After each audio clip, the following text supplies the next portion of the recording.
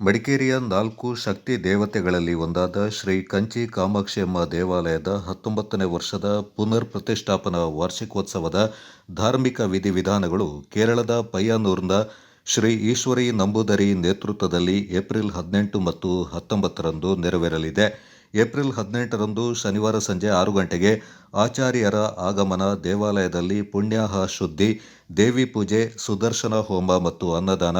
April 19ರಂದು ಭಾನುವಾರ ಬೆಳಗ್ಗೆ 7 ಗಂಟೆಗೆ ಮಹಾಗಣಪತಿ ಹೋಮ, ಮಹಾ ಮೃತ್ಯುಂಜಯ ಹೋಮ, ಐಕ್ಯಮತ್ಯ ಸುಕ್ರದ ಹೋಮ, ಕಳಸ ಪೂಜೆ, ದೇವಿಗೆ ಅಭಿಷೇಕ, ಅಲಂಕಾರ ಪೂಜೆ ಹಾಗೂ ಮಹಾ ಪೂಜೆ ನೆರವೇರಲಿದೆ.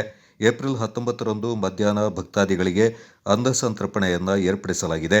ದೇವಾಲಯದಲ್ಲಿ 2 ದಿನಗಳ ಕಾಲ ನಡೆಯುವ ಪುನರ್ ಪ್ರತಿಷ್ಠಾಪನಾ ವಾರ್ಷಿಕೋತ್ಸವದಲ್ಲಿ ಭಕ್ತರು ಪಾಲ್ಗೊಂಡು ದೇವಿಯ ಕೃಪೆಗೆ ಪಾತ್ರರಾಗಬೇಕೆಂದು ಅಧ್ಯಕ್ಷರು ಹಾಗೂ ಸರ್ವ ಸದಸ್ಯರು ಶ್ರೀ ಕಂಚಿ ಕಾಮಾಕ್ಷಿಯಮ್ಮ ದೇವಾಲಯ ಸಮಿತಿ ಮಡಿಕೇರಿ ವಿನಂತಿಸಿದೆ.